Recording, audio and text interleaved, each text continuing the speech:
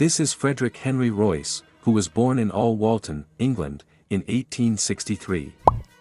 No one could have predicted that this impoverished child would grow up to build some of the most costly automobiles in the world. When he started fiddling with engines, Henry was the fifth child and the youngest of James and Mary, who owned a flour factory. The Royce family moved to London in 1867, and by then, 4-year-old Henry had secured his first job as a bird scarer on a nearby farm, earning 6 pence per week.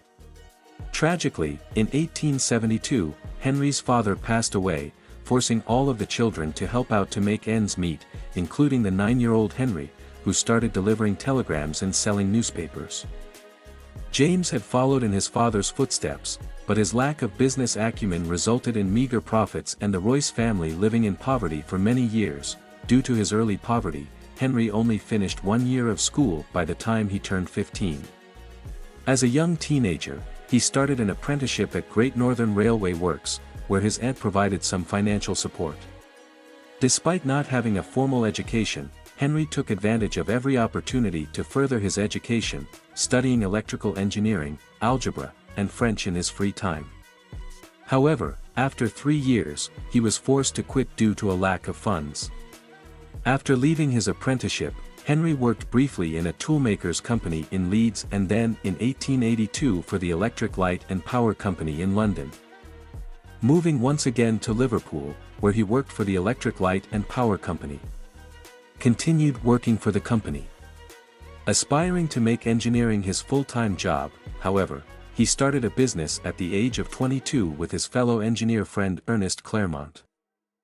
They named it F.H. Royce and Company, and for the following a long time they worked around the clock to form electrical components such as doorbells and dynamos. The company kept growing, and by 1894 they were as of now making electric cranes as well. But Henry's intrigue begun taking him someplace else: engine cars, whereas Henry Royce plays an imperative part within the Rolls-Royce story. The brand's title argues that there is one more person we shouldn't forget: Charles Stuart Rolls. Born in 1877 in the affluent Berkeley Square neighborhood of London, Charles Rolls was the youngest child of Lord and Lady Langatack. Having grown up with a passion for engineering, he attended Trinity College in Cambridge to study mechanical engineering. After graduating in 1898, Charles started working on a steam yacht before moving on to the London and North West Railways, where he developed a reputation for fiddling with engines and earned the nickname Dirty Rolls. During his studies, he was the first undergraduate to own a motor car, having traveled to Paris at the age of 18 to purchase a Peugeot Phaeton. At the time, this was extremely unusual as most people hadn't even heard of cars. Nevertheless, in 1903 he established one of the first automobile dealerships in Britain with financial assistance from his father. In addition to being a passionate racer and motorist, Charles utilized the money from the company, which he named C.S. Rolls Company, to fund his athletic endeavors. For the next few years, he focused on importing and marketing Peugeot and Minerva automobiles.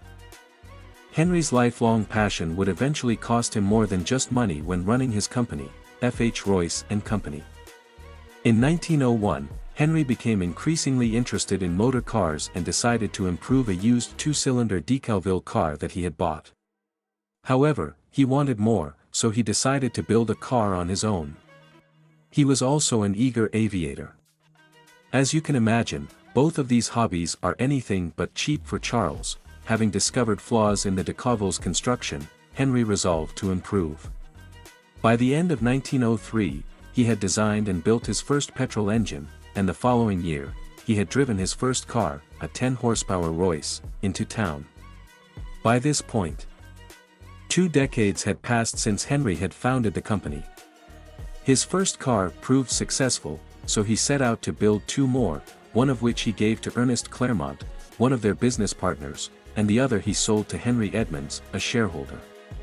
It was Henry Edmunds who would eventually set up the meeting between Rolls and Royce. Henry Edmunds was a friend and shareholder in Royce's business.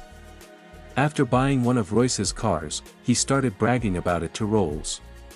At the time, Rolls felt frustrated that his company could only sell foreign imports, so Edmunds set up a meeting. Little did Edmunds know that the meeting would permanently alter the course of automotive history. As Rolls had always preferred 3 and four-cylinder cars. Within minutes of seeing Royce's two-cylinder car, he knew he had found what he was looking for. He drove the car and immediately decided to sell as many motorcycles as Royce could produce. In addition to their stark age differences, the two men's educational backgrounds also made for an odd combination. Although Rolls was only 26 years old, Royce was 41 years old. Though he and Charles Rolls were very different individuals, they made a great team. Henry Royce and Charles Rolls were born into a very different family. Rolls had attended the elite Trinity College, while Rory's skills were primarily self-taught. Rolls had spent his early adult years speeding around in his fancy cars, while Royce had been working hard to make ends meet. Then came the launch of the six-cylinder Silver Ghost. Within a year it was hailed as the best car in the world. Impressive, but for this they also had Charles's partner to thank. Creating a brand requires vision, so while Henry and Charles were busy building and selling motor cars, it was Charles's partner Claude Johnson who took on the role of managing director. He knew it was vital to expand the company's reputation in the publicity genius that he was. He orchestrated a series of stunts to promote the quietness and reliability of Rolls-Royce motor cars. One of his early adverts for the 40 to 50 horsepower motor car promoted it as the six-cylinder Rolls-Royce, not one of the best but the best car in the world. With that ad, Claude introduced the phase that would forever be associated with Rolls-Royce. It was incredibly effective. It demonstrated Rolls-Royce's superior performance and it created a global demand for their world-class engineering, and Claude was so integral to the company's success that he became known as the hyphen in Rolls-Royce. Of course, marketing alone will get you only so far, and both Henry and Charles dedicated themselves to delivering the best quality possible. But it was especially Henry who had a knack for pushing himself to the limit when it came to work. Henry was renowned as a hard worker who never ate properly. Unfortunately, these habits severely affected his health, but surprisingly he would end up outliving his business partner Charles by a couple of decades. Over the years, daredevil Charles's interest in aviation kept growing. He even tried to persuade Henry to develop a design for an aero engine, but Henry refused to continue living out his aviation dreams. Charles bought a Wright Flyer aircraft with which he made over 200 flights. In 1910 he became the first person to make a non-stop double flight across the English Channel, but just 1 month later everything changed. During a flying display at Bournemouth, Charles was killed in an air crash. He was only 32 years old. He became the first Briton to die in a plane crash, and his premature death meant the end of the short-lived Rolls-Royce partnership. Now Henry would have to continue their legacy on his own. Henry had an innate work ethic, and his innovative designs established Rolls-Royce's reputation for superior engineering and quality. He uncompromisingly persuaded his basic principle of establishing the best design with both the finest materials and the highest levels of craftsmanship. To put it in his own words, strive for perfection in everything you do. Take the best that exists and make it better when it does not exist. Design it. During the First World War the company expanded into manufacturing something Charles had once requested: aero engines, and during the next couple of decades the company did extremely well.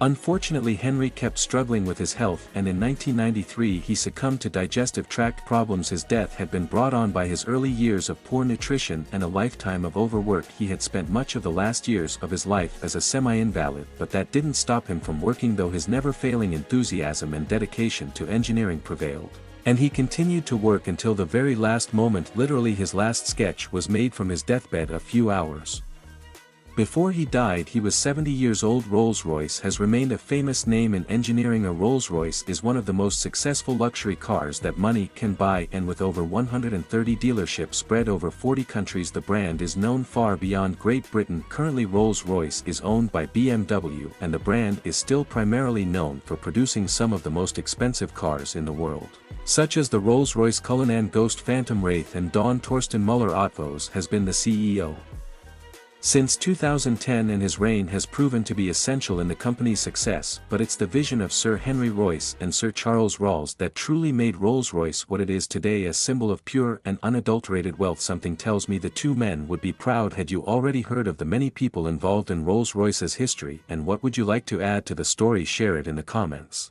And if you enjoyed this video, then take a look at our channel for more inspiring business videos.